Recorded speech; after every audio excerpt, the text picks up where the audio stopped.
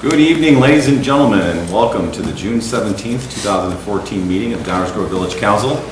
It is my honor to call this meeting to order. There are copies of our agenda for tonight's meeting on either side of the room. If you haven't already done so, I would invite you to please pick up a copy so you can follow along with our proceedings tonight. There will be multiple opportunities for public comment, both with respect to items that are on our agenda tonight, as well as a segment under item 4, which is reserved for public comments of a general nature with respect to items that are not appearing on our agenda tonight. So if any members of the audience have any questions or comments of a general nature, when we get to item 4, which will be very soon, I will remind you that that will be the opportunity to come up and address the council. It is our proud custom to begin our meetings by reciting the Pledge of Allegiance. So I would invite everyone in the audience to please rise and join us in reciting the pledge.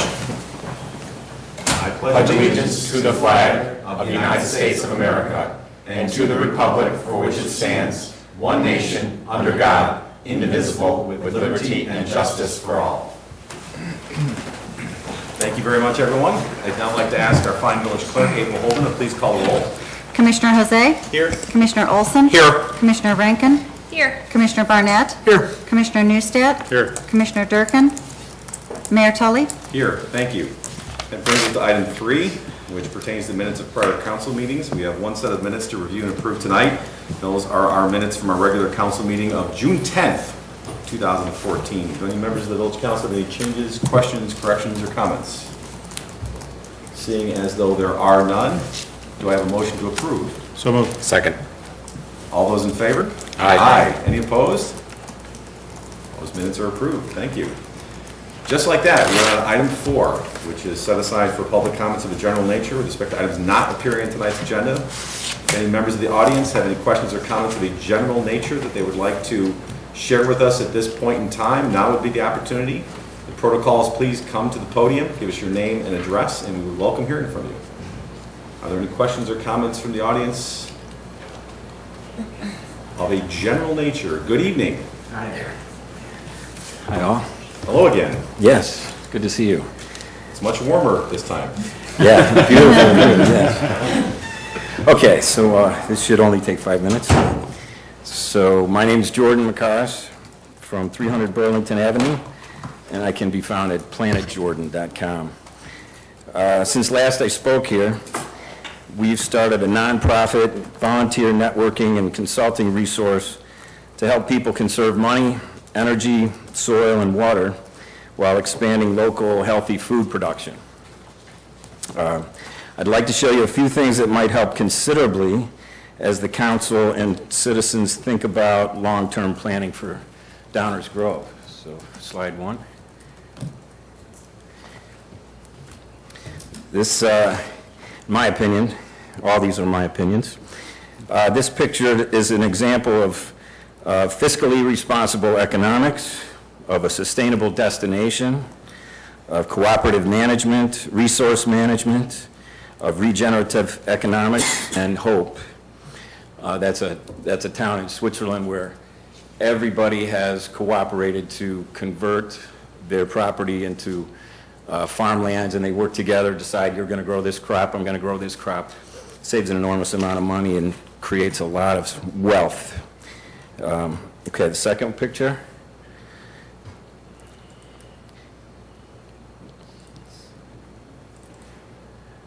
This picture, if you can see it, drives home one of my favorite examples of turning an economic and ecological negative into an exponentially positive application. People that use lawnmowers and chemicals to maintain shallow-rooted lawns are wasting money, fuel, water, and polluting far more than the grass is mitigating. These home farms save all those resources and regenerate the soil, the water, and the air quality. Graphic 3. This is Seattle, Washington has decided to grow edible plants in their parks, which I think every town should delve into. They call it a food forest, and they allow people to come in and eat this freely, as do we with our apartment garden over here in Downers Grove. Okay, back to slide 1. And this is just background for this weekend. My partner and I, are taking a short course from growingpower.org in Milwaukee. Instructor and author Will Allen is considered one of the absolute best urban farming teachers and practitioners on earth. If you'll allow me, I'll read one quick page from his book, The Good Food Revolution. This is page 175. As I travel the country, oh, buddy, here we go. As I travel the country to look at new urban agriculture projects, I can predict a group's future success by how much attention has been paid to creating fertile soil. It's all about the soil, I say. It's very difficult to plant directly into city land and expect good results. In many industrial locations, the soil is not only infertile, but it is also contaminated with heavy metals and lead. One of the benefits of growing food in an urban setting, though, is that there is a vast amount of food and paper waste nearby that can be repurposed into growing soil and healthy food. It just needs to be redirected before it gets into the landfill. At my urban farm on Spring Drive, we can grow so intensively because we plant directly in compost. A lot of our compost is created in static piles. We set up the compost bins and let nature do the work rather than turning it over from time to time. Static piles take longer to break down, as much as 2 years instead of 3 months, but they're also less labor intensive. In an urban neighborhood, a static pile can reduce the release of smells that are unpleasant for your neighbors. We rely upon materials that are in broad supply in Milwaukee, such as beer mash, soggy grains that are left over from the brewing process. But for the most part, our raw materials are available in any community. Here's how your community organization can create your own compost using my methods. I recommend building an entire compost bin all at once rather than incrementally. This will require collaboration with businesses in your community in order to obtain the large amounts of raw materials you'll need. The process of obtaining sources of nitrogen and carbon can build relationships that will serve you well if you scale up your composting operations later. And he goes on with details. So finally, this weekend is the last course offering of 2014 up in Milwaukee. So if anyone is interested, you can go to growingpower.org and sign up. It's a 2-day course. There's also a 3-day course. The 3-day course is for aquaponics. Aquaponics to me is sort of something I want to do, but not this summer. It's the ultimate in 12-month efficient gardening where you create a hoop house. You can garden 12 months in there. You have fish. You have a fish farm, so like tilapia and perch. And you feed the fish. They do some waste in the water. You take that and you recycle that. You cycle that up through your plants, your hydroponic plants. The plants filter out the water. They use those nutrients for their fertilizer. The plants are very healthy. It's wonderful. And then that comes back to the fish, and then they have this symbiotic system. It takes no electricity whatsoever from the grid. They have a couple of solar panels to run the pumps just for the water to go up. They use compost for their heating in the winter. It's amazing. So this is, if you have a plot of land, like maybe some unused asphalt, so you could use an asphalt surface or just some really poor soil. This is something that I'll study next year, this year, more traditional gardening. But anyway, so growingpower.org is a place that teaches this. This is the last session for this year, and then they'll be teaching next year 2- and 3-day courses. And you can contact me at planetjordan.com. I'm from Earth, and I'd just like to do more. Thank you for your time, and talk to you later. Thank you. Thank you for sharing that. Very exciting, inspiring stuff. Yeah, feel free to contact me. And I'll stay here for the whole. If I can figure a way to get out to Switzerland and check it out myself. Yeah. Well, maybe Downers Grove will be the new Switzerland. We try things like that every now and then. Sometimes baby steps. Thank you. Any other questions or comments of a general nature for any members of the audience? Hearing none, we'll move to item 5. Relates to council member reports with respect to items of interest or goings-on in the community. rumor has it there's something going on later this weekend. I'm sure we'll hear about it. We'll start with Commissioner Jose. Any report outs? No report, Mayor, thank you. Commissioner Rankin? Although the deadline passed on Friday, I think they may still accept late applications to participate in the 4th of July parade, maybe? Sure, just make the rule right now. Mary Scalzetti had said that they were about half full, so they're looking for more people to participate, more floats, businesses, neighborhood groups. It's free to participate, and we'd like to just get more of the community involved. It's a great community event. So there is information on the village's website if you'd like to see how to apply. Thank you, Commissioner. And on that note, this year we did make a affirmative invitation outreach, if you will, to the other governing bodies that have coterminous constituents with Downers Grove. So, for example, the schools and parks and even the Chamber of Commerce, EDC, et cetera, et cetera, et cetera, to participate in the parade so that when the community sees folks coming down the street, it's not just the village council, but it's the other governing boards that have an immediate day-to-day impact upon our community.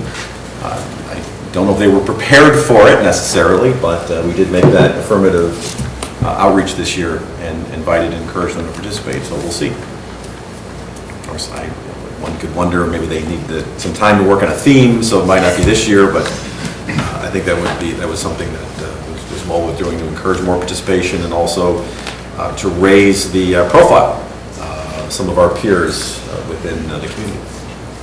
Especially with all these awards that we share because of not just our efforts, but those of our partners. I think it was a good idea. I agree. Commissioner Barnett? And no report, Mayor. Thank you. Commissioner Olson? Well, there is the Downers Grove 5-miler on Sunday at 7:30. Pre-registration closed this afternoon at 4 o'clock, so, but you can still register on race day. It's $35 for Downers Grove residents. 5-mile course. It's a slightly new course this year. It goes 1 block from my house, so almost by my house. But you know, it should be a great run. It's always a great course. It's very competitive. If you want to be competitive, or if you don't want to be competitive, absolutely happy to have all types of runners, walkers, and folks, you know, participating in an event.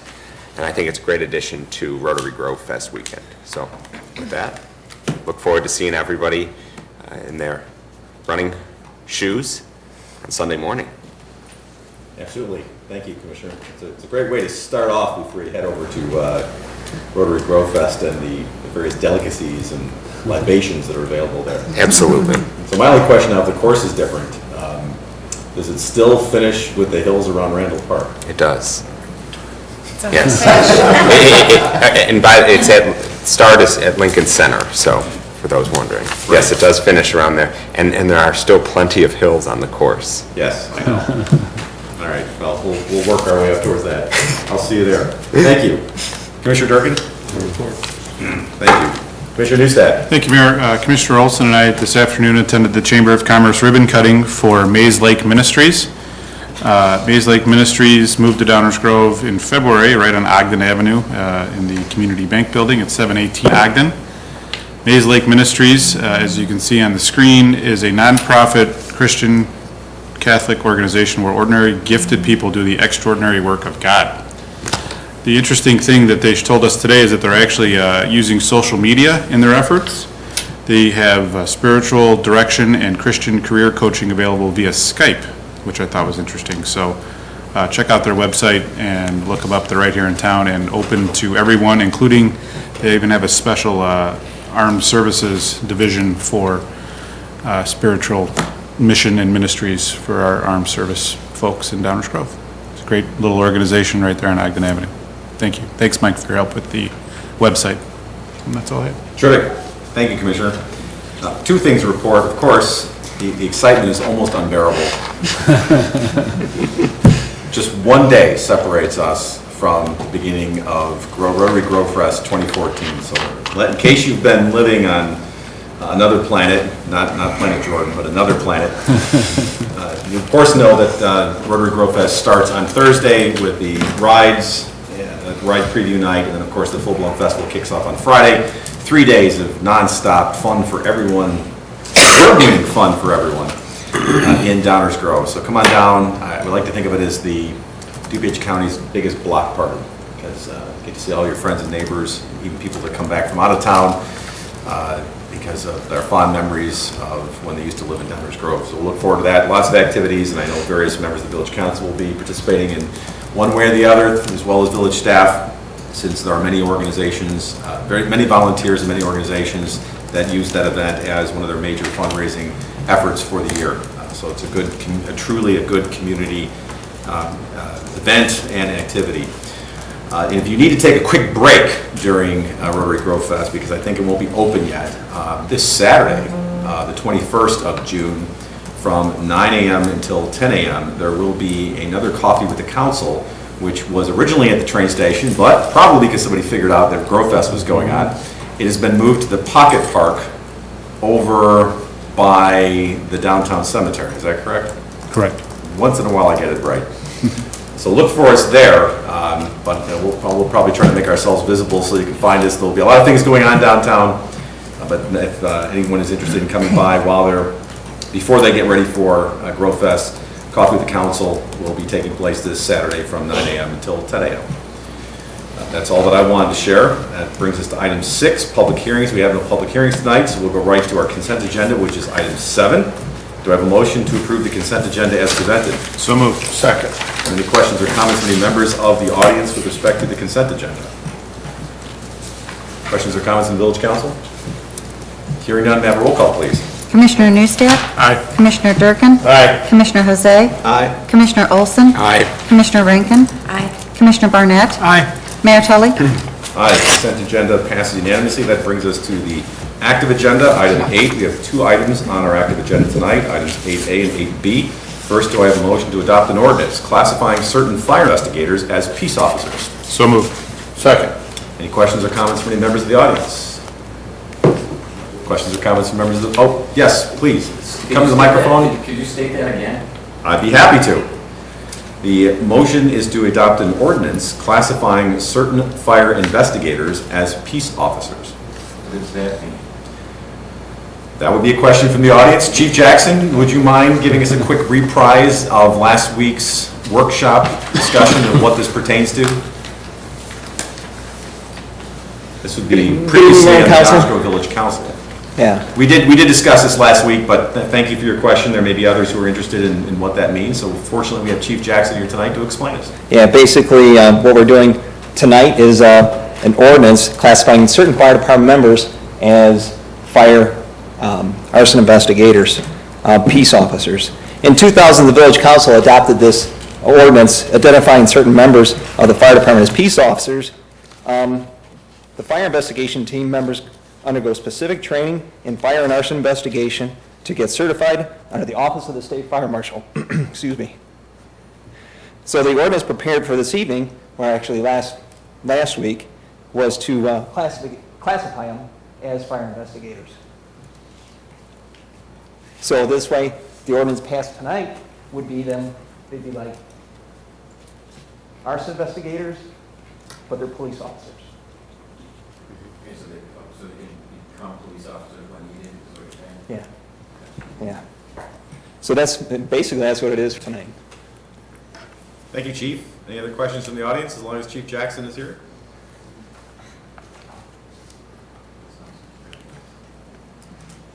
Thank you, Chief. Any questions or comments from members of the Village Council? Hearing none, may I have a roll call, please? Commissioner Newstead? Aye. Commissioner Durkin? Aye. Commissioner Jose? Aye. Commissioner Olson? Aye. Commissioner Rankin? Aye. Commissioner Barnett? Aye. Mayor Tully? Aye. Motion passes unanimously. It brings us to item 8B as in boy. Do I have a motion to adopt an ordinance authorizing the transfer of funds held by the village and unclaimed for more than 4 years as of December 31, 2008? So moved. Second. Any questions or comments from members of the audience? Yeah, I'm going to have a question for you, Judy. You shouldn't get off so easily. Just kidding. Questions or comments from members of the Village Council? Hearing none, roll call, please. Commissioner Newstead? Aye. Commissioner Durkin? Aye. Commissioner Jose? Aye. Commissioner Olson? Aye. Commissioner Rankin? Aye. Commissioner Barnett? Aye. Mayor Tully? Aye. The matter passes unanimously and brings us to the close of our active agenda. and the beginning of item 9, our first reading or workshop agenda, where we present items for understanding and discussion only. Action will be taken, if at all, at a later point in time. And this is customary. We turn this one item, we have two items. Let me back up a minute. We have two items, item 9A and item 9B. Item 9B, we will be taking up that discussion with respect to our next meeting regarding long-range planning, as we did before in the committee room next door. So after we adjourn our meeting here, we will retire to the committee room next door and continue our conversation of long-range planning. That will also be recorded, but just in a different room. So those who are here that are interested, we'd welcome to come next door. The remaining item that we will take up here in council chambers is item 9A, and as is customary, we turn those items over for presentment to village staff. And tonight, doing us the honors is Assistant Village Manager Michael Baker. Mr. Baker. Yes, and in fact, my comments are going to be extremely brief because I was, originally intending to talk about what you had covered, the location of Coffee with the Council. So thank you for that.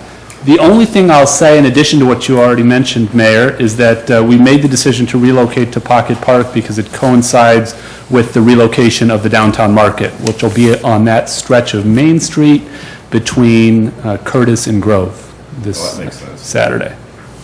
I also wanted to introduce Allison Deitch, who will make a few comments about the village's decision regarding electrical aggregation. Allison.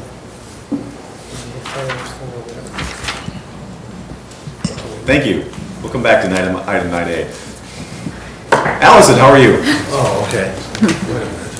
Okay. Well, I'd like to take this opportunity to summarize the village's decision to end its electrical aggregation program.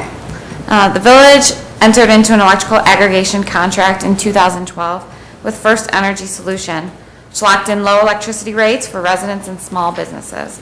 And that contract will end in August 2014.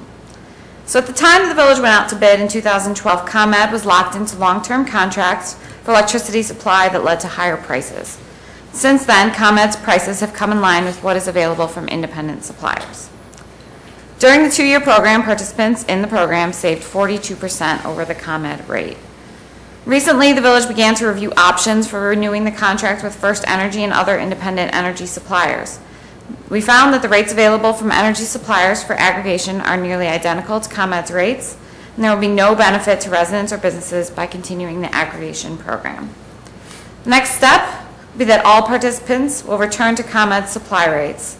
The rate will be approximately 7.42 cents per kilowatt hour, and there's an additional adjustment capped at 0.5 cents per kilowatt hour that varies each month. ComEd's rates are determined by the Illinois Power Agency. It's a state of Illinois agency that actually purchases power supply for ComEd. For residents that are interested, they have 2 billing cycles to sign up with other independent authorized energy suppliers, or they'll be returned to ComEd's rates for 18 months. And the Illinois Commerce Commission does provide some information about power suppliers for consumers, including publishing the available rates on their website at Plug-in Illinois, which we have linked from our website. You can take any questions. Thank you, Allison. When we went the aggregation route, it was primarily to provide for options and flexibility for the community, and we had to go through the procedural steps necessary in terms of the referendum in order to set that up.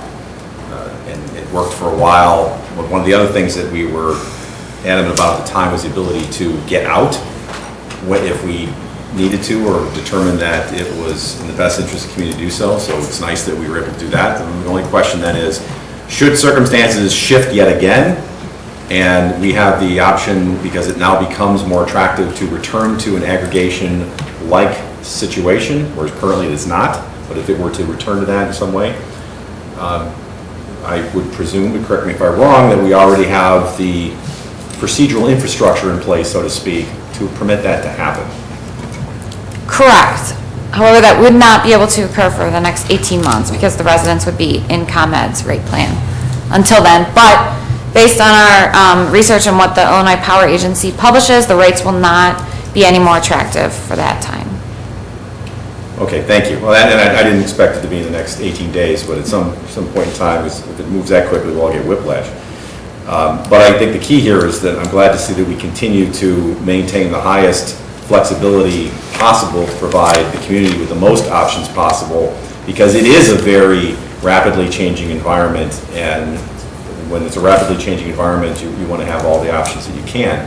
And so I'm glad that we continue to provide that flexibility to both step in and step out, depending on what the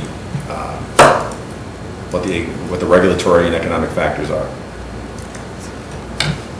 Commissioner Rankin? So if folks were involved in the aggregation, they have to do nothing in order to just automatically be switched to ComEd. That is correct. Now, if they wanted to choose their own energy source, and I apologize if you said this, are we sending a mailing to notify people, or is it just a public posting on our website, or? We are publishing in Hometown Times, which all residents will get, so they'll get that in the newsletter that we publish, and we're using all of our available communications sources to get the information out. Okay, so if they would like to go their own route and purchase all renewable energy or something, they have this time period and they're going to be informed via the normal avenues. Okay, Correct. thanks. Good question, Commissioner, thank you. Other questions or comments? With respect to electrical aggregation? Thank you, Allison. We did take the liberty of doing the manager's report as tonight as part of tonight's first Speaking reading. of rapidly changing environment. Just for those of you who are following the agenda, that was the my manager's fault. report. Under the first reading, item A is actually a consideration of what we commonly refer to as a bond parameters ordinance. And here to present this item is our finance director, Judy Butney. Good evening, Ms. Butney. Good evening, Mayor and Council. We are requesting approval of a parameters ordinance which would allow us to take advantage of any possible refunding opportunities. Specifically, the village's financial advisor, Northern Trust, has notified us of the possibility of a refunding for the Fire Station 2 bonds, which could save the village an estimated $200,000 in net present value. That is consistent with the village's debt policy. Next steps, staff will begin work with the official statement, which is the disclosure form that is given to the investors, and then we'll meet with Standard & Poor's to receive a rating on this debt issue. We expect bond closing at the end of August. I'll be happy to answer any questions. Thank you. And this is similar to something that we have done many times over the course of recent years, or even not so much recent years, in order to, again, have that flexibility to act quickly and take advantage of significant cost savings when circumstances present. And this is more of the same. That is correct. And the reason why we have to do it again is because they expire after a certain period of time. The parameters ordinances, that is. Right. Thank you. Other questions or comments from the audience or the village council? Can we find some more bonds to refinance? You want to issue some? No, I don't want to issue them. Keep refinancing those babies. Will do. Other questions from members of the council?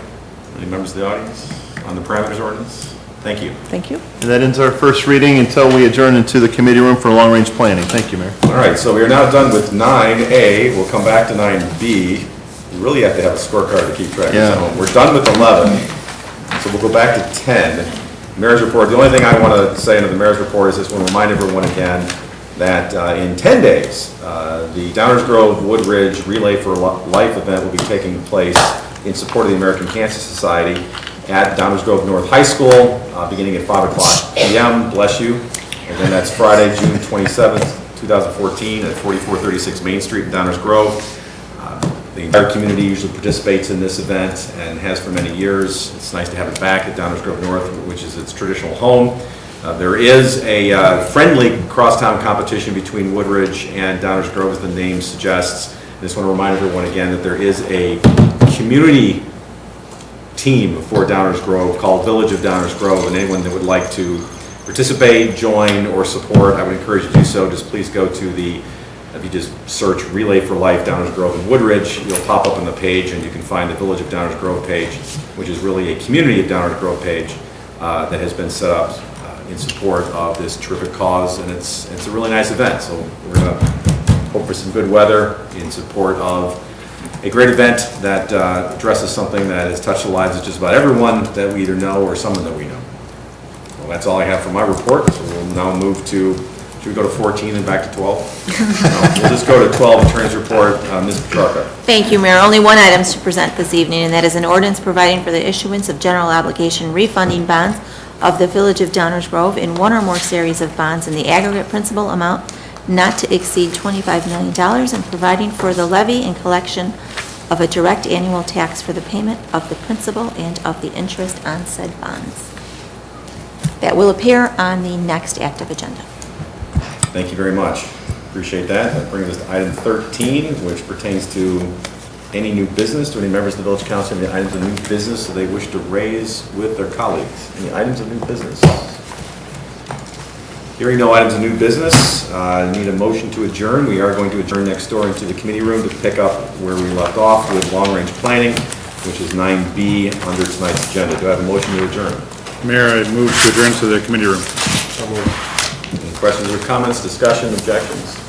Hearing none, may I have a roll call, please? Commissioner Newstead? Aye. Commissioner Durkin? Aye. Commissioner Jose? Aye. Commissioner Olson? Aye. Commissioner Rankin? Aye. Commissioner Barnett? Aye. Mayor Tully? Aye. We are adjourned into the committee room. Thank you and good night, and go USA.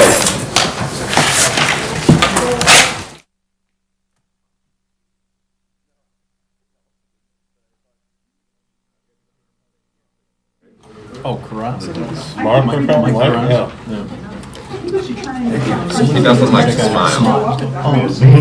I know,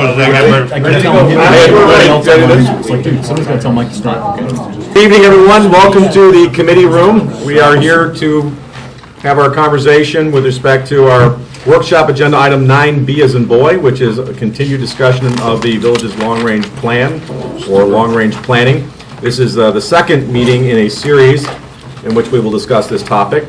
So as before, I will ask Village Manager David Fieldman to please kick off the conversation. Good evening. Thank you, Mayor. This is our second meeting. We're here to update the long-range plan that we put together last year for 2013 to 2015. Over the course of 4 meetings, we will review several issues, identify some new trends and issues, and if necessary, review and update our action item list. And looking to being a new mouse. There we go. Long-range plan schedule, as the mayor said, our second meeting of 4 that are planned. The first meeting we did an overview and went over the general fund. This meeting we're talking about the risk fund and downtown TIF issues. In July, we want to have a high-level discussion about stormwater utility fees and how we spend those fees.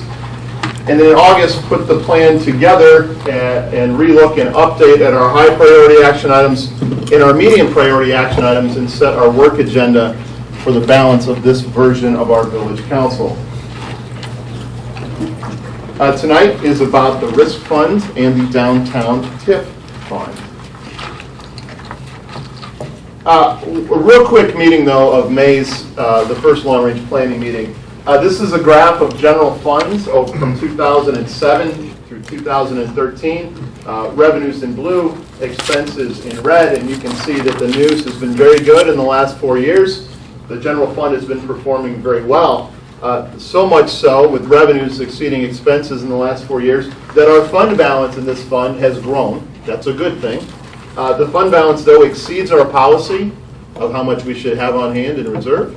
And it actually is slightly higher than what Standard & Poor's recommends as far as the minimum to keep our AAA bond rating.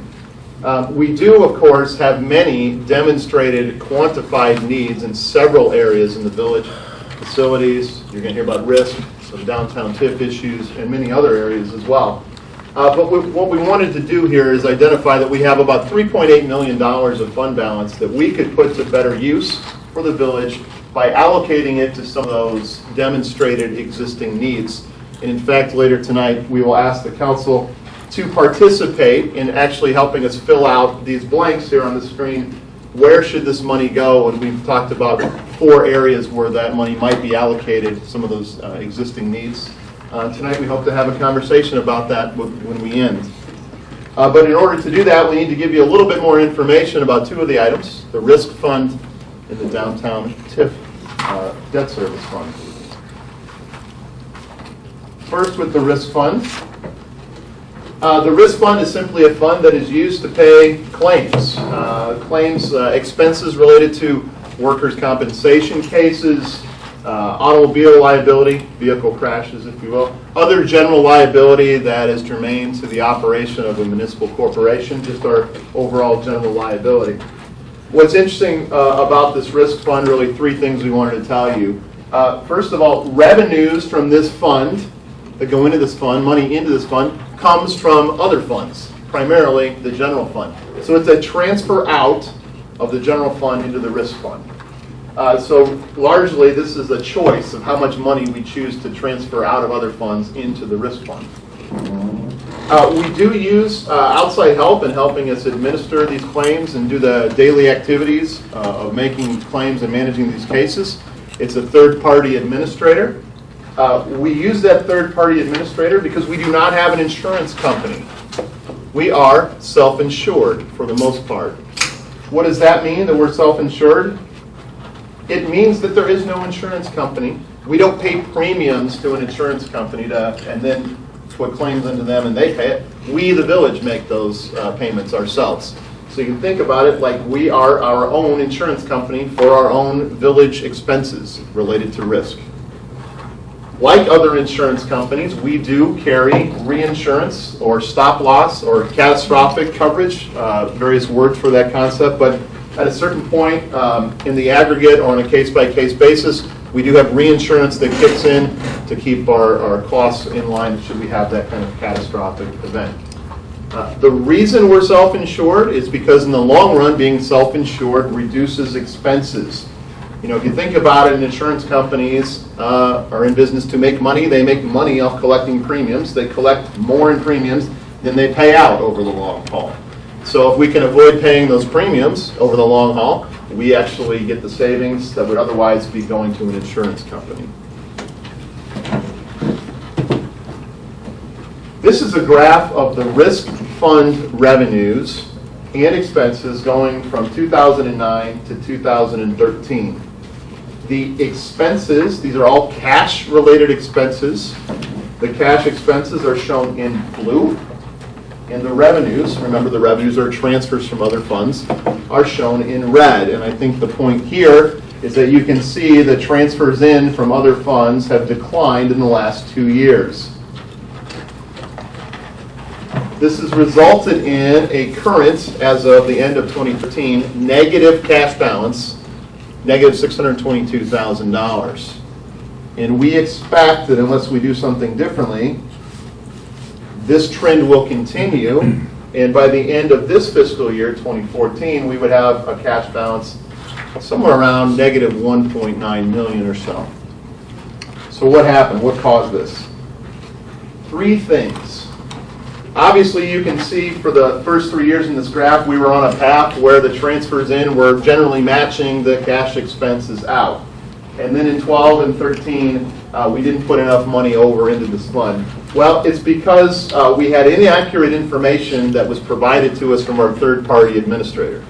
We had a long-time third-party administrator, and we transitioned from that third-party administrator to another one. We thought we could do a little bit better in the services that were being provided. Turns out we were correct. But when we transitioned from the old to the new, we had incomplete and inaccurate information about our future cash expenses. We realized this pretty quickly, and in 2013, we put together a plan to transfer a significant amount of money out of the general fund and into the risk fund. But we delayed that. We planned on making that transfer at the end of 2013. We delayed it because we had some new information provided to us from Standard & Poor's about the rating. It had to do with how they viewed our transportation deficit. This caused us to relook at the transfer and have this conversation publicly and get policy direction on what we wanted to do before we made that transfer. And so that's why the number in 2013 is so small. We did have a plan to transfer more. We still have a plan in place. We want to verify what that plan is for the transfer. In 2014, this current year, we are actively applying a strategy to try to close out several existing and long-standing workers' compensation claims. We want to close those claims out so our future expenses are lower. When you close out those claims, generally you make a final payout. So we expect to pay out more than we budgeted in 2014. So those are the reasons for the negative cash balance, both current and what it could be by the end of this year. Now, that being said, we have had some great successes in managing risk lately. It's been one of our strategic initiatives over the last couple of years. And we focused on two areas. One is reducing vehicle accidents. The other is trying to reduce workers' compensation claims. And you can see from the numbers on the screen, we have had success in those areas we focused. We've reduced vehicle accidents. We had 13 of them in 2011. Last year, we got that number down to 4. On workers' compensation claims, we were averaging 45 workers' comp claims per year in the years 2011 through 2013. This year, at the time of publication of this report, we had 7, and we're projecting somewhere around 15. So a significant reduction in workers' comp claim. This is a direct result of our focus on safety. That's why the slide "Safety Starts With You." A large effort to increase awareness about safety here at work and wellness of our employees, making sure first and foremost we are always safe. So we have identified 3 strategies to address the negative cash balance that exists in this fund. First, we want to continue to take the actions that have worked to reduce claims. We want to keep people safe and healthy. That's good for the employee, it's good for the employer, and it also happens to reduce our financial burden going forward. So we will continue to do that, and we'll continue to get better at it. But on the money side, we would recommend to make a one-time transfer from the general fund into the risk fund in an amount to keep the risk fund in a positive cash situation. Positive cash situation. And then what we want to do, the last recommendation here, is get back to the point where the annual contributions or transfers into the risk fund are equal to or greater than the annual expenses out. It's a very obvious recommendation, right? It's like a checking account. Make sure you have a positive balance in your checking account. So very straightforward sets of issues and recommendations, and because of our very strong fund balance in the general fund, we are in a position to make that transfer, and later tonight you'll hear us say that we recommend transferring $1.9 million as the specific recommendation. Before we go on to downtown tip, I just wanted to see if there are any questions or comments from the council. Questions on this aspect of the presentation? Not that you're foreclosed from asking a question later, but... And we will come back to wrap up and talk about all these issues at once at the end of this meeting. But anything at this point? Have you been able to categorize the, different types of workers' comp claims? So we're trying to figure out where next to target? Yes. We've been analyzing workers' comp claims from cause to what what part of the body was injured, what caused it, and we've analyzed that, and it's directed us in our training efforts. Pulls and strains in the back are like one of the leading causes, so we've been training and doing things to minimize those kind of back injuries. Same thing on vehicle accidents. We identified the behaviors that were leading to car crashes, and we've trained specifically on those issues. Great. Thanks. Thank you. Other questions? I'm going to turn it. Are we into the strategies and solutions yet, or is that what you're going to come back to? We'll talk about it at both times, Mayor, so your pleasure. Yes. Okay. Okay. Yes, George. So you only have workman's comp insurance, you're self-insured for workman's comp? We are self-insured for workers' comp. And how much more would you think the insurance will cost than what you're paying? Because it seems like you're paying a tremendous amount in benefits for workman's comp. Yes, the amount of benefits paid for workers' comp is driven by the state. The state controls the fee schedule at which medical providers provide the medical care when you're injured at work.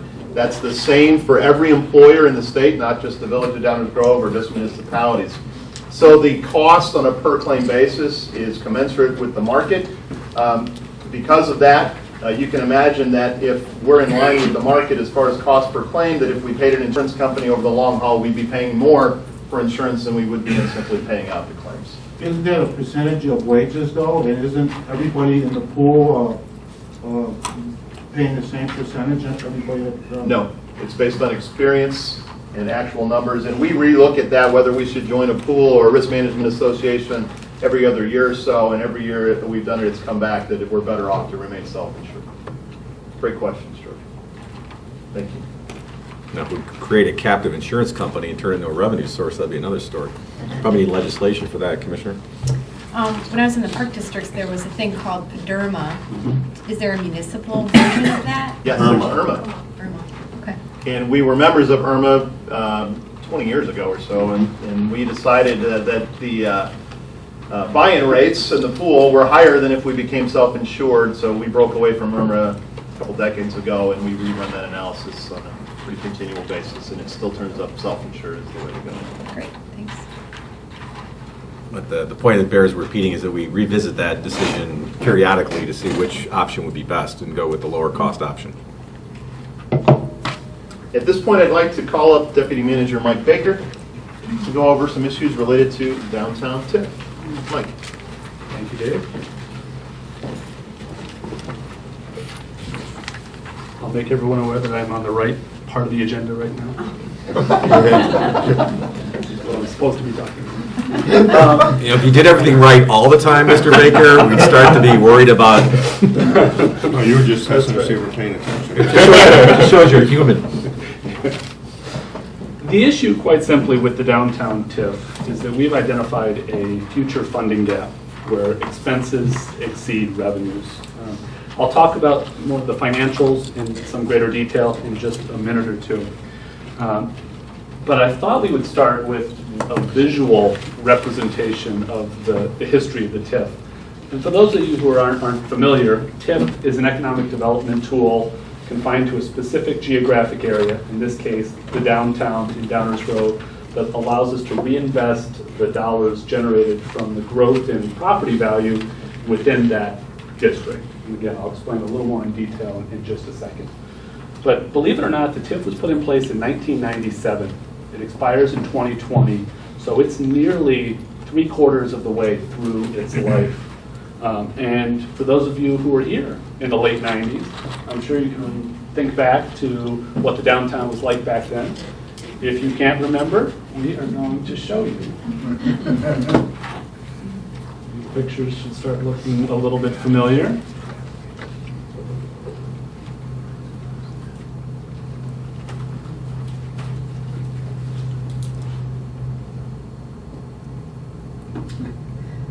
You remember where that was, Bill? Yes, that was in downtown Downers Grove.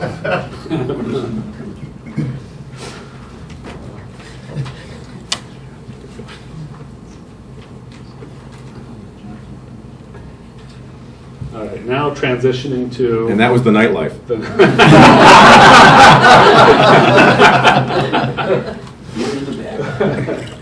Transitioning to where we are now, if you look out at these same streets today, this is what you'll see.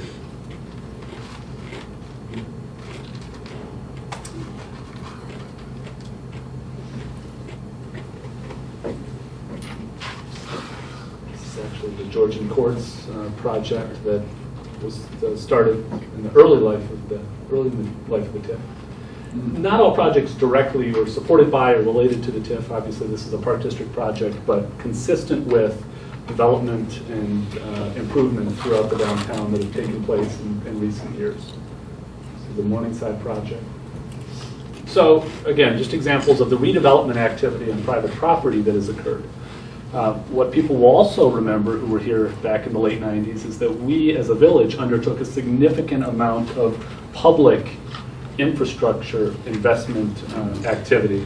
And we have a few pictures to show you what that looked like when the streets of the downtown were completely torn up. And we were replacing just about all of the infrastructure. Some would actually say that was, what you're looking at was the impetus for the TIF in the first place. Was actually the infrastructure, and the rest of it was inspired once you had a TIF in place. Sort of like what Bonnie Bray's going to look like. They got your driveway there, Sean. Yeah. Park in the front. As they were nearing completion of the new streets on. Right. No trees. But Pizza Capri and Vivaldi's. Oh. Remember that? Yeah. What was the name of that sandwich restaurant over there? Pizza Capri. Time for taste. Time for taste. I don't remember that. 50 points, Downers Grove trivia, thank you. What we really need for this presentation going forward is we need one of those clay pipes with stamped 18, whatever it was on the side of them, to demonstrate how necessary that infrastructure was. We also obviously made a significant amount of investment in the form of the parking deck, in the early 2000s. And here's one other representation, that if you look at this two-block area from Burlington to the south, with the railroad tracks up here, this is what it looked like in 2002. In 05, you can start to see some of the changes, including the parking deck here, and the parking, the Johnson Printer Building demolished, the temporary parking, and then of course, the aerial of what that portion of the downtown looks like today. So again, just thought that that would be a more sort of impactful initial illustration of what kind of changes we've undertaken in the last 17 years. Here's a financial overview. And what this is showing, and this is increments of $10 million here, this is the growth in equalized assessed valuation of that TIF district, a geographic area within the downtown, from the creation in the late 90s all the way through 2013, the most recent year that we have data available. And essentially what happens with a TIF district is that when it's created, it freezes the values within the district, and they continue to be, that revenue continues to go to all of the taxing bodies within the TIF district. And then the growth, everything above this blue line here, becomes tax revenue that the village receives and can only use for specific purposes within that TIF district. So you can see this is where a lot of the public infrastructure investment was occurring right here. And then the private redevelopment activity really began here in the early 2000s, and you can see how it ramps up as that activity that was shown on the slides occurred over time. Of course, when the TIF was put in place, what we didn't expect, no one really expected, was the impact of the recession, which actually drove those values down beginning in 2010. And that downward trend has continued to 2013. We actually had some conversation with the assessor's office to understand what the likely future projections are. And I'll just continue to draw this line out, because what it actually does, based on the conversations with the assessor and projections, is flatten out for a couple of years. It's not working very well. And then we project modest growth in the valuation through the life of the TIF. And it's because we have this drop, and we had issued bonds, issued debt early in the life of the TIF that was intended to match this revenue stream going forward. You can see this is why a gap has been created in the latter years of the TIF. And to try and represent what that gap amount is, you can see it shown right here. A gap of $5.2 million, really over 4 years, beginning in 2018 through the last year that we received revenues, 2021. These are the fixed debt service payments that we make. Is really what represents the expenses. The revenues are best projections, again, based on our assumptions for EAV going forward and the tax rate. So that's how it translates into a $5.2 million gap. One question that typically comes up and that we've spent some time addressing is why not just simply refinance? Why not take advantage of our strong financial position, our AAA bond rating? This is a very common tool in the private sector. I won't go into a lot of detail, but we have looked at this extensively.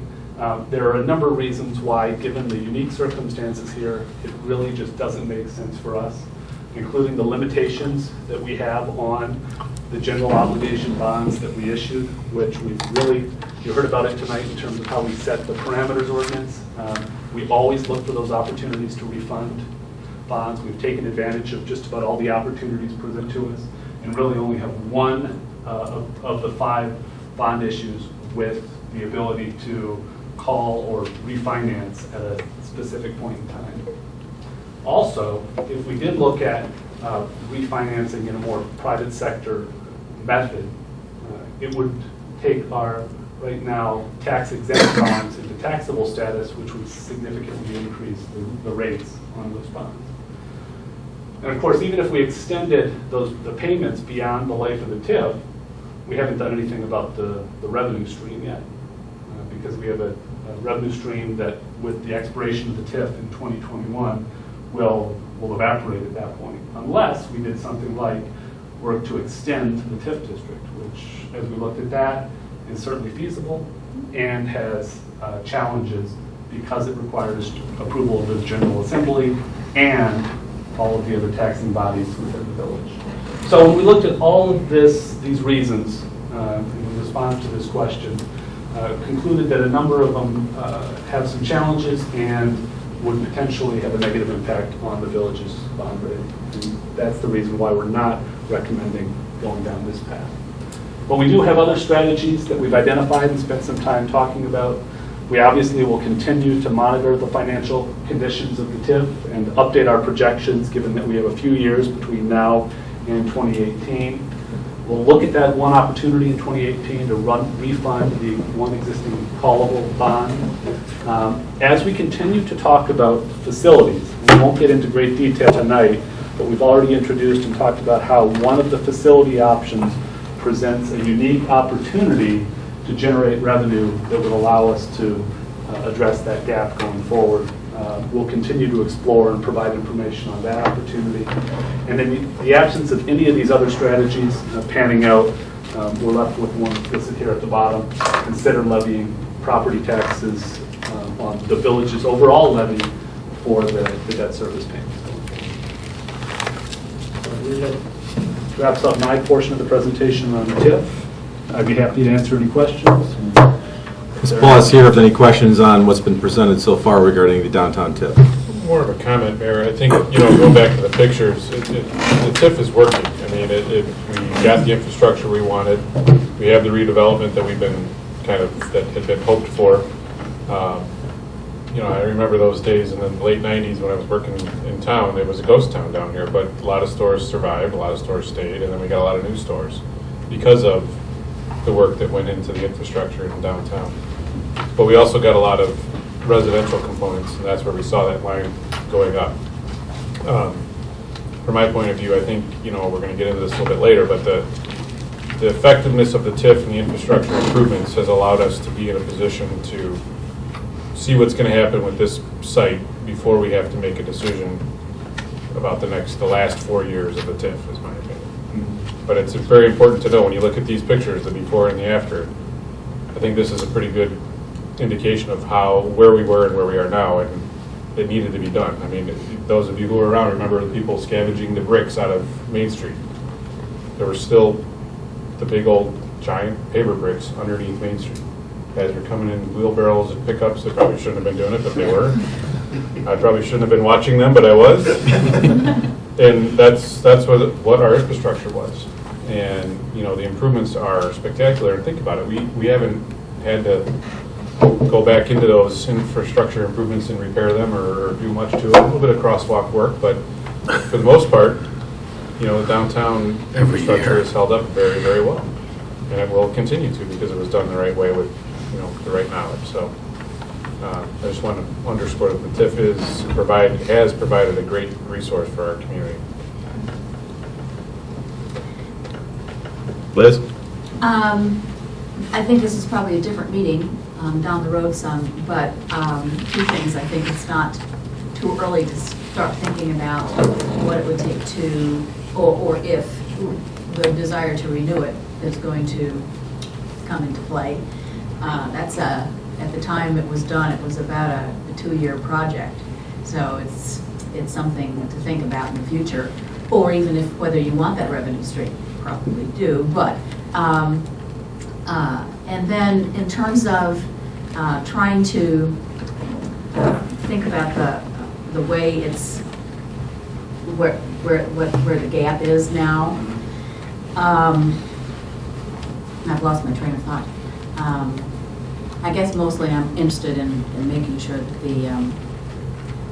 there's some advanced thinking in terms of the continuation, because once it stops, we've become used to having it. And there's certainly ways to use the money to increase revenues in the downtown area and enhance the business structure of the downtown area.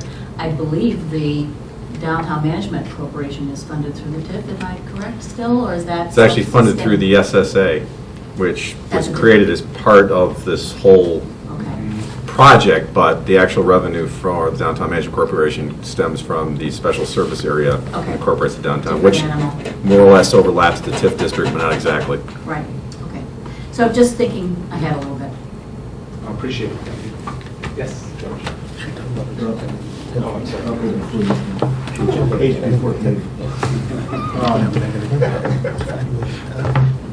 I have a building at 2905 Main Street, and my property values have not gone up at all. If anything, they've probably gone down a little bit. It's an older building. And cosmetically, yes, the downtown looks great, and there's a lot of residential area, and there's parking. But the stores just don't have any lasting power here. It's just hard for retail to make it. It's almost impossible. The restaurants really don't stay open in the evenings for the most part, except for the bars and that. But some of the restaurants close at 3 o'clock. So the traffic is horrible. I mean, you can't, between Ogden and 55th Street, there's like 9 lights, traffic lights, and the trains are horrible. They just, during rush hour, just a continuous roadblock, and people don't come here to shop. I mean, they come here to, after rush hour, to drink some beers and watch some sports events, and maybe they live here and that. But the TIF is, I like Downers Grove and I like what I see. It's just, in reality, it's just not what we thought it would be when it came into play. And I know the whole economy has suffered, and it just, for me, it's just not working the way I had hoped it would work. That's just my comments. Bill, did you have a question? Okay. Well, first, some cosmetic changes. I think on page 2-9, right smack dab in the middle, it says, on the paragraph that begins with because, it says refinancing may not be looked upon favorably by the village's bond rating. And in the next paragraph, the last bullet point, may not be looked upon unfavorably by bond rating agency. Am I reading that wrong? Or I think we may have typed that wrong. That's supposed to be, if we were to refinance it, it's clear the bond rating companies would not look favorably. They think that would be a Right, so you negative need action. to. Correct. We'll get that corrected. Thank you. Thanks. Yeah, you can at least get that on the website. The $5.2 million gap, the way I calculated, would cost, if you put it on property taxes, about $200 on everybody's, $200 on the tax bill for 28,000 properties. So if you do that, it's going to cost everybody about 200 extra bucks. If you want to do it at one time, yeah, you can spread it out however you want to do it, but that's, that's what you're facing. I think if I got my calculations right, I think you need to look at the likelihood of other TIFs that have had to go to Springfield to get approval, see what the odds are of getting it approved. I'm not recommending that, but if you do, you might as well find out what the odds are. And let's see. Also, I take a look at, you talk about doing the facilities thing. You're at a point where you already own the property, so you're at a redevelopment on the TIF. How long did it take from the time we acquired all the property in the downtown TIF to turn it over to the developer and get it redeveloped? You got that timeline versus, let's say, rebuilding, or not rebuilding, but building a state-of-the-art police department. And you got to figure all that in the timeline as you're working your way up to 2021. So I kind of look at that timeline, see how it matches out, because everything takes longer than you think. And just because you put up the property for sale and try to redevelop it, doesn't mean you're going to get what you want at the price you want. So you got to work all that in. Just some thoughts. Thanks. Thank you. Just a quick, were you talking about a residential or a business property? You said you're I have both residential and business. So just to interject the points I've been making about regenerative kinds of applications development, I think a commitment to that kind of structure, economic structure, starts to stabilize your value. Because what I do is make things more energy efficient, more water efficient, start growing plants, stabilize your soil. It stabilizes your trees, it holds water. It can save the village millions, especially if you consider the residents, per year. You're looking at creating some savings and actually some production. Start thinking about these really regenerative concepts getting across the board, village and the residents. I don't think we have time for baby steps. If we want to be a leader in this economy. Downers Grove, you guys are in such great fiscal shape compared to most towns. Maybe toddler steps. What's that? Maybe toddler steps. I think this country has waited too long for toddler steps. If you look at a place like Atlanta, where they have serious water problems, they're getting active on these very programs that I'm talking about. They've involved some people, like Will Allen and his people, to train their people. Start this whole movement is spreading out, so they can maintain their water, which is going to maintain their soil. It starts to stabilize your property value. I think there's this whole undiscovered country with, since we have the benefits of this pretty good fiscal situation, but it's not long term. Right. It's millions of years, so I want to get that on record. Yep, understood. Probably a topic for another time, because we do have certain programs that incentivize businesses to be more green and pursue some of the paths you're talking about. All that's good going forward. This particular issue is a known gap that we're talking about, whether or not it's something we can use some current resources to potentially address and ameliorate. But thank you. Anything else on? Michelle, I didn't catch what you were saying. Were you implying that we should look at extending the TIF? You were talking about 2 years. I didn't really follow you. If you could just clarify. Well, I was on the committee when we established the SSA and the beginning of the TIF, and it was a long-term project. It wasn't something that you whipped together in a couple of months once you made the decision to do it. It was very long-term, and everybody had to sign on. Everyone would have to sign on again, and there might be a little bit more resistance to that this time, because once you see that there might be an opportunity to get the monies back in your coffers, it's hard to say, yes, let's just keep giving it. So I just want to make sure that there's an advanced approach. If it's looked upon as something that would be positive for the village, it wouldn't be too early to begin those discussions and preparing. Okay. Well, I appreciate you doing that, because you definitely clarified.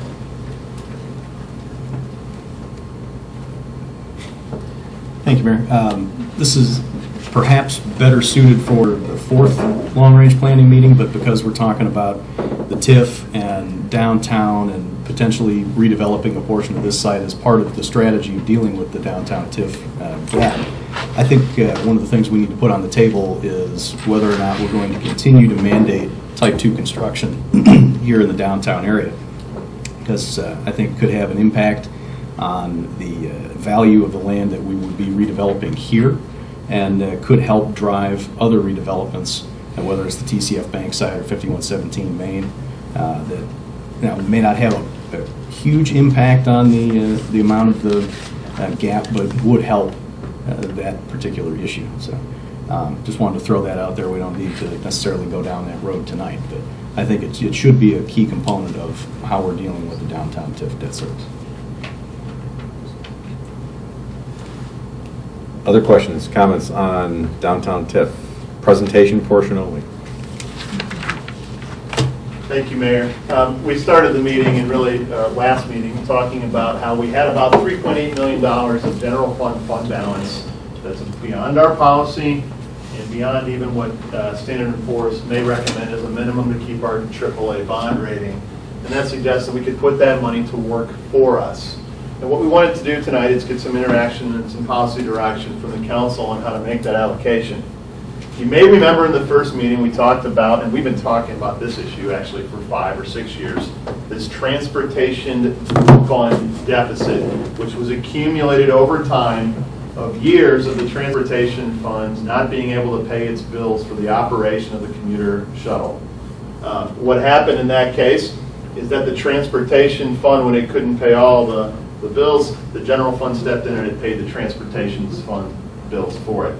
It ended up being a $1.9 million IOU. So if you think of when somebody looks at our fund balance in the general fund, there's cash and there's bills that are going to be paid into it. And there's this little slip of paper that says, IOU $1.9 million, signed transportation fund.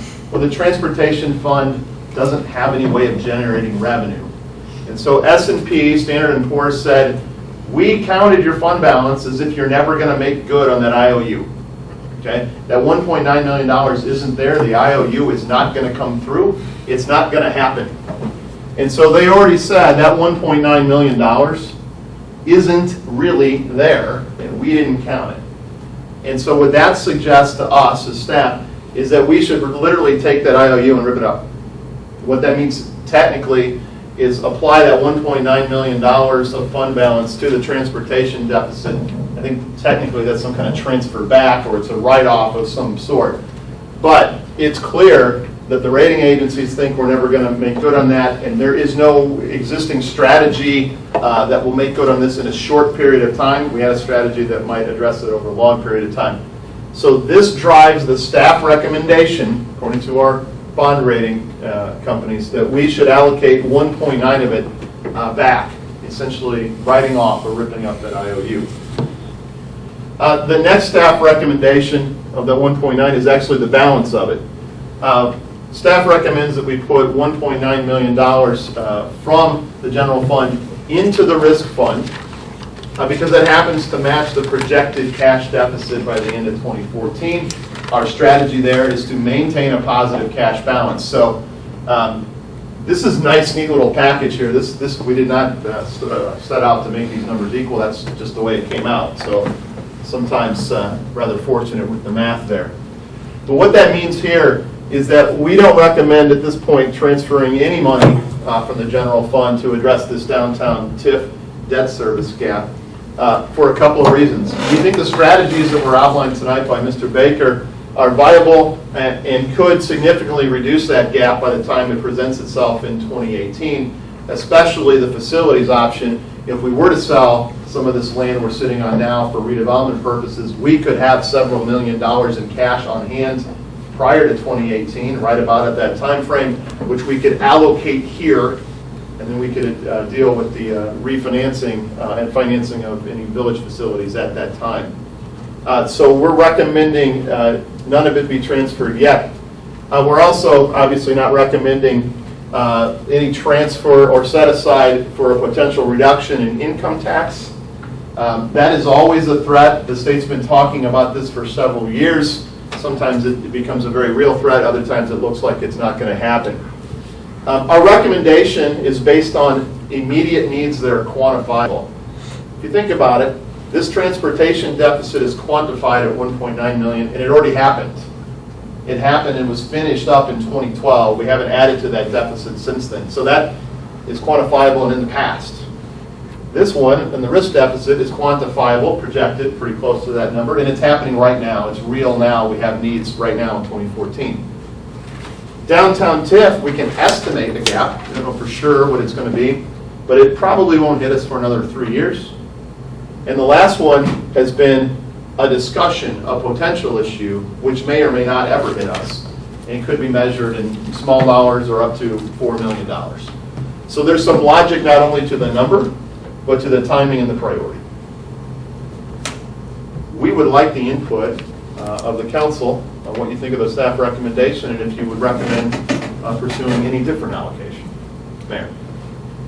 Thank you, Dave. Before we get to the preferences of the council, are there any other questions on what's been presented in terms of the 4 items that are up on the board as candidates?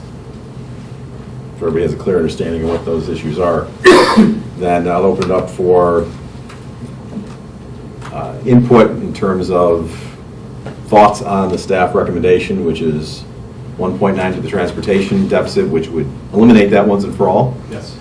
And 1.9 to the risk fund deficit, and then I think on a going forward basis, there's going to be a different level of funding so that we don't have to revisit this. Yes, every year in the general fund, you'll probably see more on a line item amount transferred Right, out. so the idea there is it's a sort of a one-time catch-up That's correct, sir.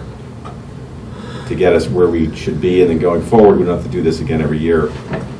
And nothing for the other two options right now, but that doesn't mean we won't be addressing them later. Commissioner Olson? I want to open this discussion. I think, from my perspective, the very crucial point is the transfer of the 1.9 million to the transportation deficit. This is already viewed by the bond rating agencies as cost. When I view this, our document, at the fund balance number, I think that is essentially the fund balance above our policy is 1.9 million. Correct. Because that's how the rating agency views it. And so I think it's very important that we transfer this 1.9 million to the transportation deficit to clear that off, because it's what the rating agencies are already perceiving. So I think that's crucial. That's my number one priority. The rest of them not as set in stone, but I think the risk deficit makes sense, and so I do agree with the staff recommendation. Well, thank you. Well, let me just cut to the chase and ask, does anyone disagree with any aspect of the staff recommendation? And we don't have to go around and all talk about it. No, I don't disagree with it, but I want to add one thing. Think about other councils of government sitting around talking about how to raise $3.8 million to tackle their deficits, or how to raise $3.8 million to fix some roads and sidewalks. We here at the Village of Downers Grove have done such a great job with our finances that we're in a position to have this discussion now, to take care of some, not management letter, but some things that we've heard really from our bonding agent rather than even our auditors. I think that's a really important distinction to make, that we are making these moves because of the relationships we have at our great bond rating, plus our relationship with the bond agencies. We've been talking a lot about bond agencies and our rating, but these are the kind of moves that allow us to continue that. But really, what we have done in the other long-range plannings and all the budget meetings up till right now is put ourselves in a position as a village and as a community to still have the adequate amount of fund reserve, fund balance, to make these changes, to make these inputs to these deficits, but still have payroll, still have infrastructure, still have all the other services and allocations of dollars that we need to not have to dip into this 3.8. I think that's a very important note, and I think it's great. And yes, they are one-time chances, and yes, the numbers are very easy to look at and figure. But it's an important thing for me, and I think for our community, to understand that this is a great move that will help us and position us into 2015, and then into the conversation about facilities, and then into the conversation about the TIF. And yes, it has been on our list, I think, for 7.5 years, as long as I've been around here, but it will always be on our list until we come up with a solution. This is step 1.99999, so. And to that end, Commissioner, we identified this, I think, 3 generations of long-range planning ago, and we came up with some strategies about maximizing redevelopment. We came up with some strategies about lowering expenses and refunding, and so that pushed this issue out 3 or 4 more years. We're hoping we can do the same with these strategies we have here so that it can go closer and closer to zero. Just to recap that, it's very good that we're being proactive, and we are fortunate to be in a position to be proactive, but it wasn't fortune that put us there. It was hard work and a lot of tough choices that were made over a number of years. Well, yeah, and some economic recovery and some lousy choices on the risk funding for 2 years. I mean, this is by and large an accounting exercise in cleanliness. I mean, I don't want to totally diminish what Jeff said, but the reason that we had the surplus, if you will, beyond our targeted fund balance is primarily because of the economic growth we got that exceeded our expectations. The reason we got to burn 1.9 of it on a transfer to risk is because we blew it on the analysis on those 2 years. Didn't fund it the way we should have. the 1.9 on the transportation is, I mean, That's a result of the policy decision going back 20, 30 years. It's not, there's no material change in the village's economic or financial position as a function of that change in the transportation. It's a purely paper decision. Because the village's on-hand funds are a summation of all those accounts. So you have one sitting negative and you have money sitting in the general fund. Yeah, okay, but it's still not there. The rating agency's point is why you do this, but it's a cleanliness thing, it's a housekeeping thing. We're getting a little excited about ourselves here. That's okay to be excited. It is, but it's not like. Well, yeah, I wouldn't quite throw that kind of a wet blanket on We had it. $4 million, let's knock off some big debt. It was debt to ourselves, and we had the ability to make the financial change and still have a fund balance in the general fund that was at the right level as a function of economic growth in 2013. Well, as our mothers always told us growing up, hygiene is important. The fact that we can attend to that is a good thing. But let's face it, I mean, regardless of how you look at it, getting these obstacles out of the way, so now we don't have to deal with them, we can attend to other things, is by any metric a positive. Yeah, as though they were in the way. You're not going to not make your risk payments. When you have a claim, you're going to make the payment, whether you got a minus 622 The or transportation fund has been hovering out there for and 12 years. causing us no material effect on operations or cash flow. And it's the same thing with risk. If your risk fund was minus $4 million, you're still going to make your comp claim payments next year, right? I mean, I'm sorry, I'm throwing cold water on a great conversation. Well, I think the bigger point, there's, I won't disagree with what Commissioner Barnett's saying. The decisions 2 rounds ago of long-range planning that put us in a position to be talking about these things, I think, are what we're trying to say. The restructuring of 2010 that erased a $4.5 million structural deficit, 15% of our I was trying to throw you a compliment. staff reduction through attrition, the reworking of our business plan, are things that most towns didn't do. And I think instead of talking about the staff and this and that, we did our part. But there were some extremely tough decisions that were made with the futurity of our village in mind in 2009 through 2011. It was made by this body, a lot of them still sitting here. That makes us extremely unique, which puts us in a position to be talking about these movements of dollars within funds that are largely bookkeeping and transactional, yes. But we hope these trends and issues that we identify now keep us on a line for sustainability, and that's where I think these two are. I think Commissioner Barnett talked about trying to transition for less dependency on the state over time, which I think is going to be one of our long-term strategies that shows up in this plan. And having a long-term eye on this issue, as Liz was talking about, to make sure this issue doesn't sneak up on us and all of a sudden we're putting $200 per house on a tax bill. So that's sort of the long-range nature. And yes, these are on some level purely transactional. One of the big pluses, I mean, the big exciting news for me tonight, it's not news tonight, I suppose, but when we made that TPA change, it caused us to have to get into this, right? We've seen the effect, and that's a year and a half-ish, approximately. And what we've seen now is look at the comp claims, and look at the risk fund payout experience on transportation, for instance. That is really good, exciting news, because that translates into not building that cost. That's way more interesting to me than the accounting tonight. That's awesome. That's big stuff. I mean, that's the stuff we ought to be talking about every day. The transportation decline in accidents. In decline accidents and the comp claim. Look at the training. That's a cultural thing. The decrease in risk. Together. I understand that. Hard to do. Well, look at the training tool that is installed in our vehicles. Yeah. Video cameras that are used for training. So, I mean, that is crucial. Crucial. You know, when we reflect on some of the tough decisions that were made, that's true, they were made they were thrust upon us. And so to Martin's point, that's kind of like this, right? Our TPA change caused our group to have to really get focused. And it's hard to focus on everything all the time, but that focus led to some really cool improvements. That's good stuff. Well, Mayor, we appreciate, I think we heard direction already on these things. And I heard no one disagrees with the staff recommendation, is what I heard. That's great. Ms. Lucren. I don't have a problem with what's up there and what's doing, but as to the risk deficit. Right? We got ourselves in that position. Yes. This doesn't change any of that. It takes care of the current deficit we have to take care of it. Has there been any thought to actually budgeting that? Yes.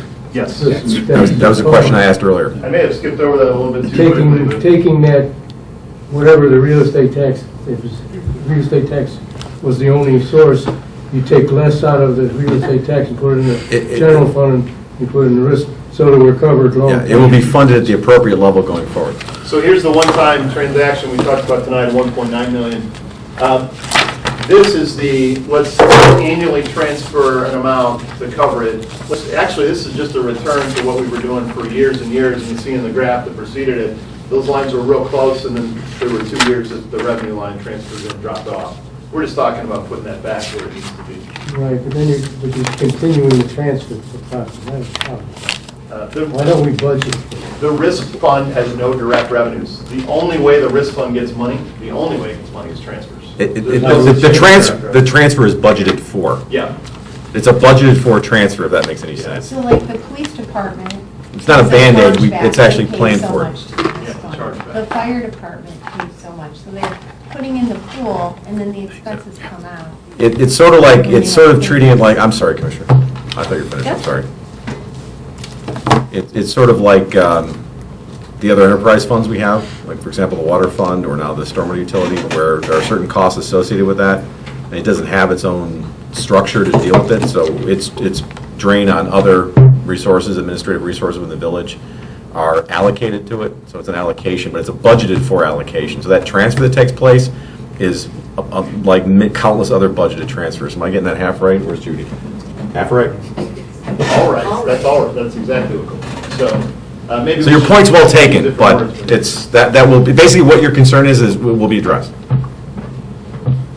Well, and I think the other thing I learned in hearing about this in a little more detail is they said that they didn't get all the information from the old TPA person, so that the estimations were wrong. And so now the plan is let's figure out what we think our expenses are gonna be, and we're gonna actually charge our groups more to make sure that we don't get into this situation. Just as simple as moving that line back up to where it used to be. So you're right, and yes, that will be done. Bill? See, as long as you're in the solutions, there was a suggestion that you hire a safety manager. Not saying it's a good or bad idea, just, do a cost-benefit analysis of what you're going to be paying in benefits and all that, and what you're going to get back on that.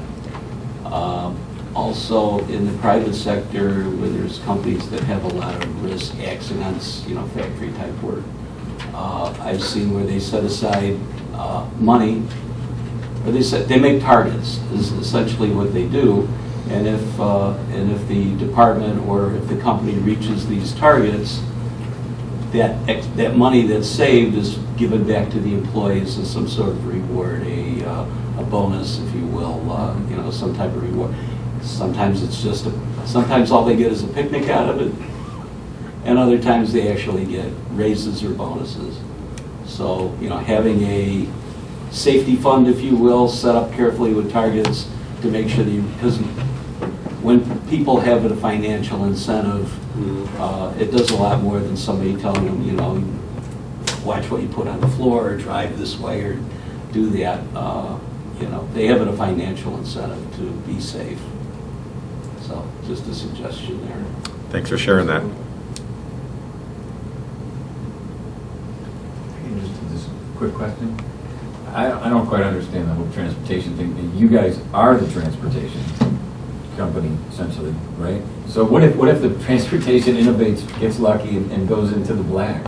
So is that resource then, and not that they're paying back an old debt, but does that money then? It's actually being run in partnership with PACE right now. One of the ways we got out of the transportation business, but yet still provide that as an amenity to residents of Downers Grove, which is not something that most other communities in DuPage County or even the Chicago metropolitan area have, is through a somewhat unique partnership with PACE. So that's kind of how we've sort of outsourced it. We actually are So working. they take the risk, but they would also take, if they could run it better, they would So- take the benefit of it too. To that But- end, what but we did is actually got doesn't out cost of the us business in anything. 2012, and we are actually a contract service provider for PACE, and it's PACE that operates it. Right. So that was our strategy, as the mayor was saying, to get out of that deficit situation. I don't think there's a public transportation system in the world that isn't subsidized. Well, we really appreciate the council's direction tonight. I think we're right on track. And the next meeting is a continuation and update to our stormwater utility setting fees and discussing how we would use those fees and make prioritization decisions. After that, an update to our action items. I don't anticipate any questions or comments on that topic. No, that's a straightforward issue. Thank you, everyone, for